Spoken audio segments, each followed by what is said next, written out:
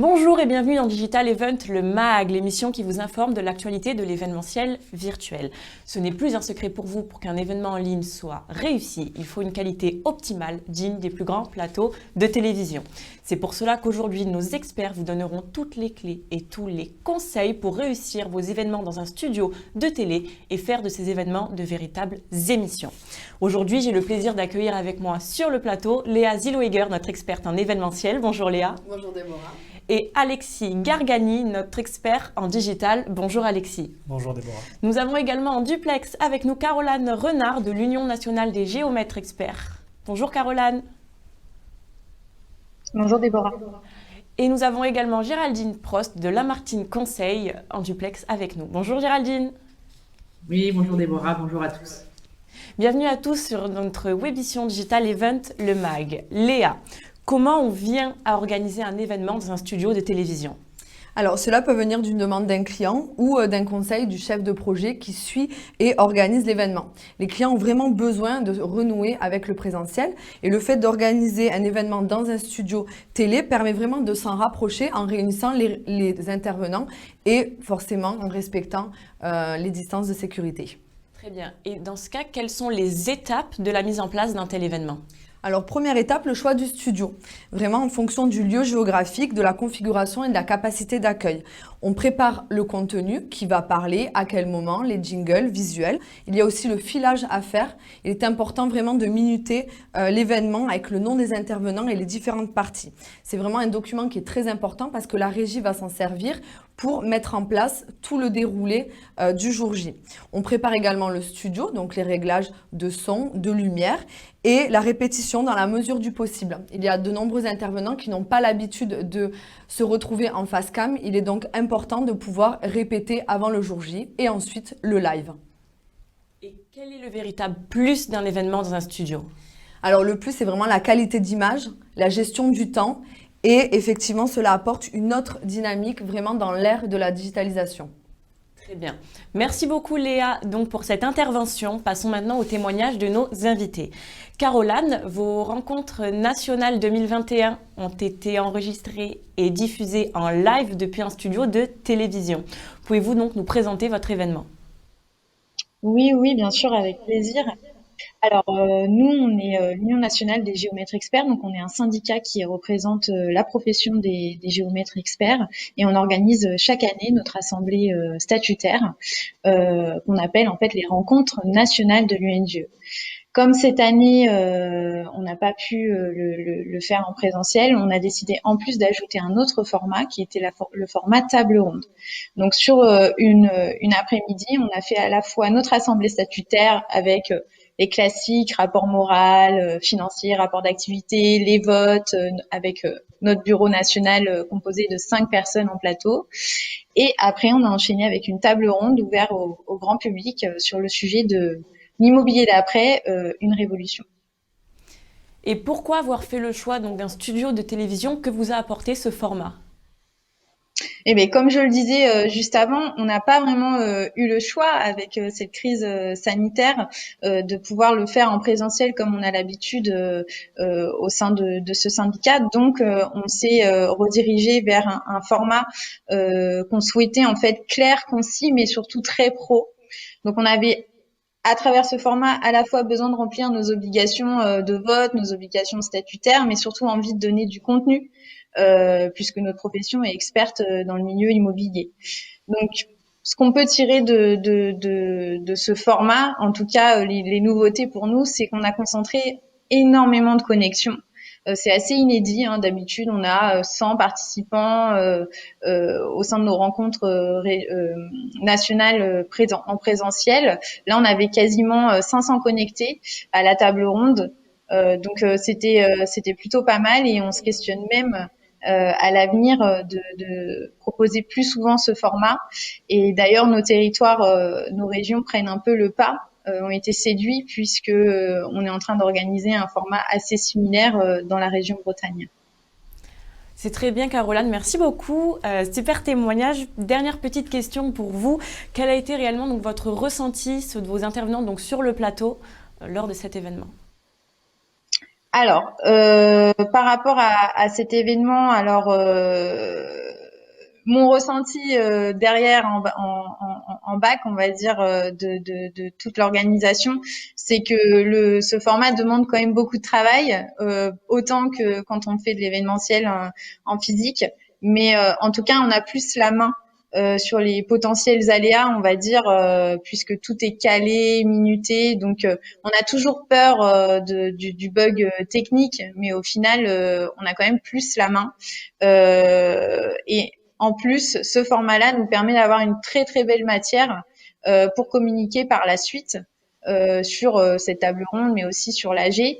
Voilà. Après, les retours qu'on a eus de nos participants, c'est que globalement, ils sont très très satisfaits. Ils sont très étonnés de la fluidité de cette demi-journée, en fait, de tout ce qu'on a pu passer sur quelques heures. Personne ne s'attendait à autant de professionnalisme. Donc concrètement, c'était clair, concis, professionnel, tout ce que nos adhérents attendaient. Et pour rappel, nos adhérents sont des chefs d'entreprise, ils n'ont pas du tout le temps pour tout ce qui est artificiel, un petit peu, on va dire, pas obligatoire. Mais en tout cas, pour le coup là, ils étaient vraiment très très satisfaits. Merci beaucoup Caroline pour ce témoignage. Nos équipes sont parties à la rencontre du comité d'organisation du dernier événement du laboratoire Hollister pour récupérer leurs témoignages en vidéo.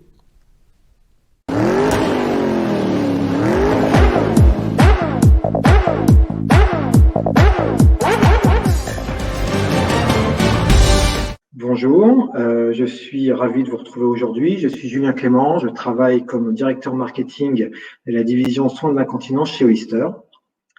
Bonjour, Nathalie Dujardin, je suis directrice marketing pour la stomathérapie chez Hollister avec Julien. Nous organisons tous les ans 2 séminaires de vente et à cause des conditions de la pandémie du Covid, nous avons décidé de le faire en distanciel. C'est un séminaire qui permet de nous retrouver avec les équipes commerciales et de présenter la stratégie pour l'année qui vient. Pourquoi avons-nous fait le choix d'un studio de télévision? Tout simplement pour pouvoir apporter du professionnel à notre introduction et à notre conclusion.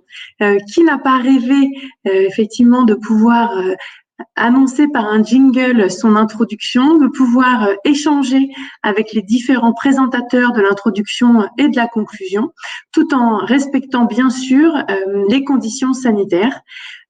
Ce que ça nous a apporté, c'est que ça nous a permis de renouer avec le présentiel pour les personnes qui étaient au sein du studio et qui ont pu présenter comme ça. Et ça a permis vraiment de professionnaliser et d'habiller donc, notre introduction et notre conclusion. Alors, cette expérience de studio télé pour notre séminaire a été très positive. Expérience positive pour ceux qui ont participé sur place, pour les présentateurs. On va pas se cacher, hein, c'est quand même assez grisant et une vraie nouveauté de découvrir le milieu audiovisuel. C'est très professionnel, dans la bonne humeur, et ça permet véritablement de faire passer le message dans un cadre très professionnel. Le public, quant à lui, là aussi, nous a fait d'excellents retours. Ça a permis d'animer et de dynamiser la présentation avec la possibilité d'intégrer des vidéos, d'intégrer des duplex et encore une fois, de donner un caractère très professionnel. Donc moi, si je devais donner un conseil à ceux qui hésitent encore à utiliser un studio pour leurs événements, eh bien, c'est de ne pas avoir peur en fait de se lancer dans quelque chose qu'on ne connaît pas. Bien au contraire, c'est un moment de découverte et un moment là encore de convivialité. Et très honnêtement, on l'a fait une fois, et on a envie de recommencer. Alors, cet événement a été un succès. Ça a été la clé de notre séminaire. Ça nous a permis de donner le ton, de booster la force de vente comme on le voulait. On a bien sûr, donc entre l'introduction et la conclusion, on a pris chacun sur nos logiciels respectifs nos équipes, mais de pouvoir lancer et de conclure le séminaire dans un studio télé, ça a vraiment boosté et rebooster l'ensemble de la force de vente, ce qui est nécessaire dans ces périodes un petit peu difficiles. Ça nous a permis, nous, équipe de managers, de renouer avec le présentiel. Donc, l'effet escompté pour le séminaire était parfait.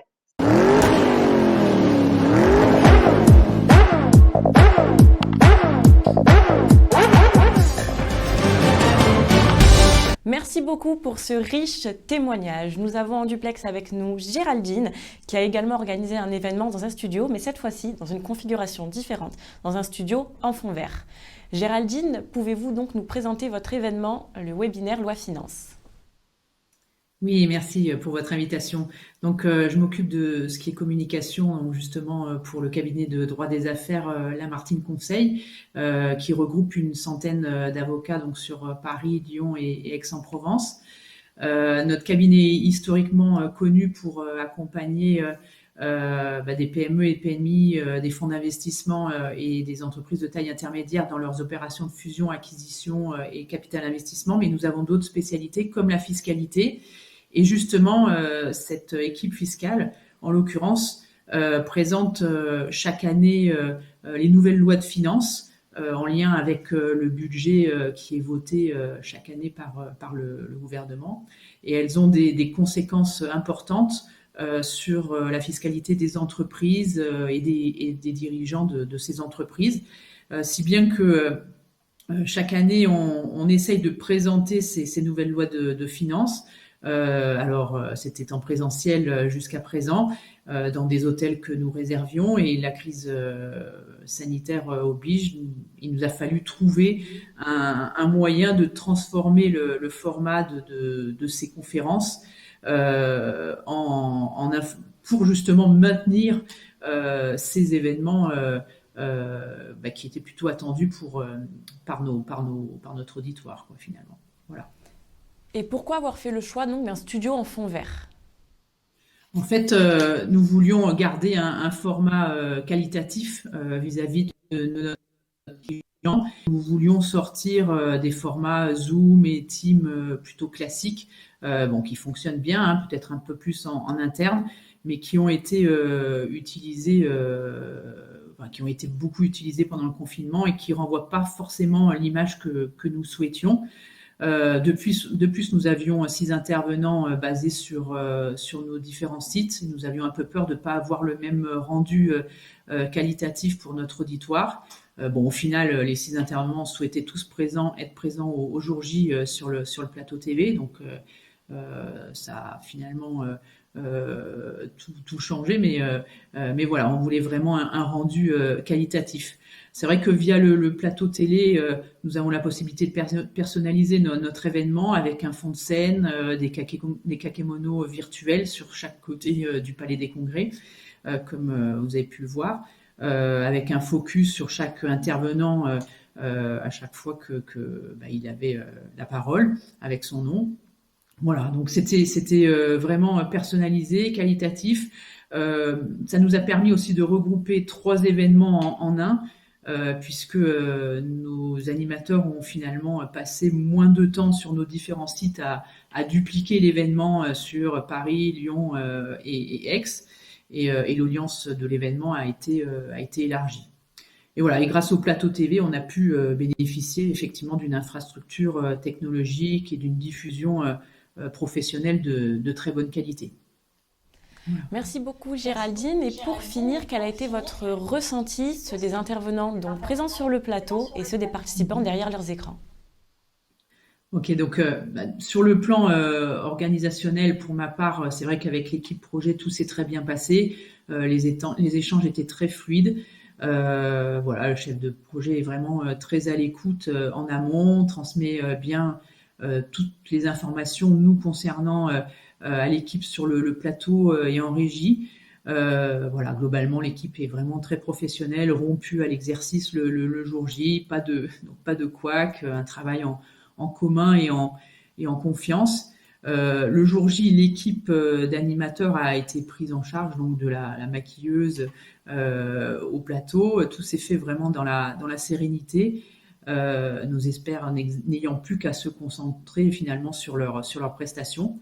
Il y a eu un très bon rendu final. Les intervenants ont été très satisfaits à la fois du briefing, des conditions du direct et donc du rendu final. Sur le plan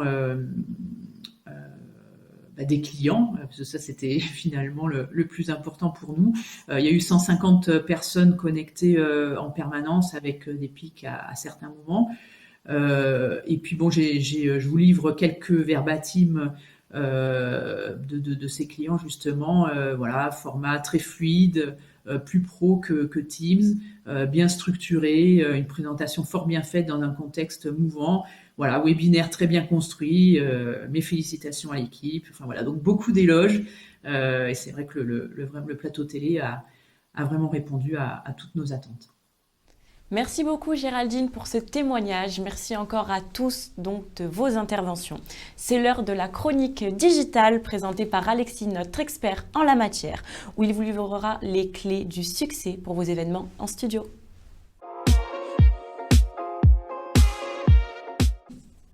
Bonjour à tous, donc déjà je suis ravi d'être de retour sur le plateau Digital Event le MAG, côté Déborah, de Léa et de nos intervenantes donc en duplex que je salue.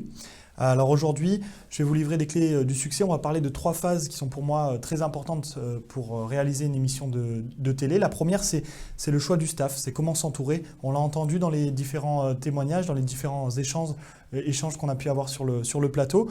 La première chose, c'est qu'il faut un chef de projet. On a parlé des échanges fluides qu'a eu Géraldine avec son chef de projet.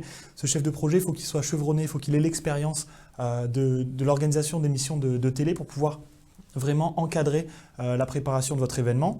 La deuxième chose qui est très très importante, je pense que vous l'avez senti aussi aujourd'hui, il y a un chef d'orchestre sur le plateau, celui qui impose le rythme et qui fait le lien entre tous les intervenants et aussi avec le public qui nous regarde, c'est l'animateur. Aujourd'hui, en l'occurrence, l'animatrice. Voilà, donc très très important, il faut y penser quand on choisit son staff. Il faut impérativement un animateur, une animatrice, un monsieur fil rouge dans votre équipe sur le plateau.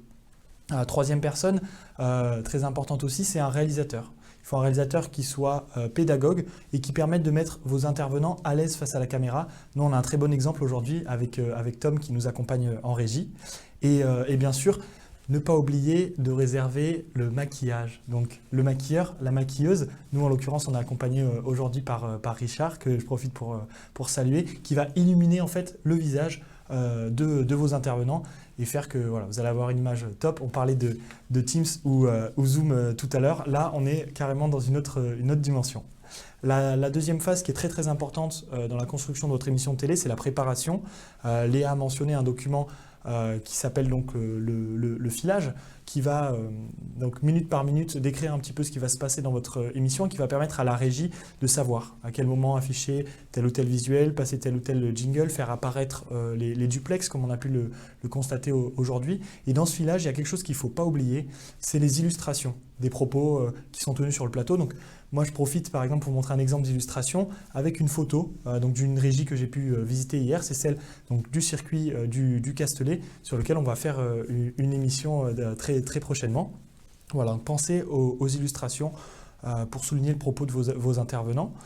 Et le jour J, la réalisation, moi c'est vraiment la clé que j'ai envie de vous donner. Il faut que les échanges sur le plateau aient l'air naturel. Pour ça, il faut que vos intervenants soient en confiance. Ça passe par 2 choses. La première, Léa l'a dit, mais je le répète, c'est les répétitions qui sont très importantes. Et la deuxième chose, c'est la bienveillance. La bienveillance qu'il va y avoir sur le plateau entre les intervenants et aussi avec l'équipe de staff. Quand on travaille dans une bonne humeur et que votre enregistrement se passe dans une bonne humeur, ça va se sentir sur le visage, dans les sourires, dans les regards et c'est beaucoup plus agréable à suivre pour vos spectateurs. Voilà, merci à tous. Merci Alexis pour cette expertise. Cette webémission touche à sa fin. Merci à tous d'y avoir assisté. Vous pouvez revoir toutes nos émissions sur notre chaîne YouTube Digital Event, le MAG. N'hésitez pas à nous suivre également sur Facebook pour ne rien manquer de nos prochaines émissions. Je vous dis au revoir à tous. Prenez soin de vous et d'ici là, bonne digitalisation.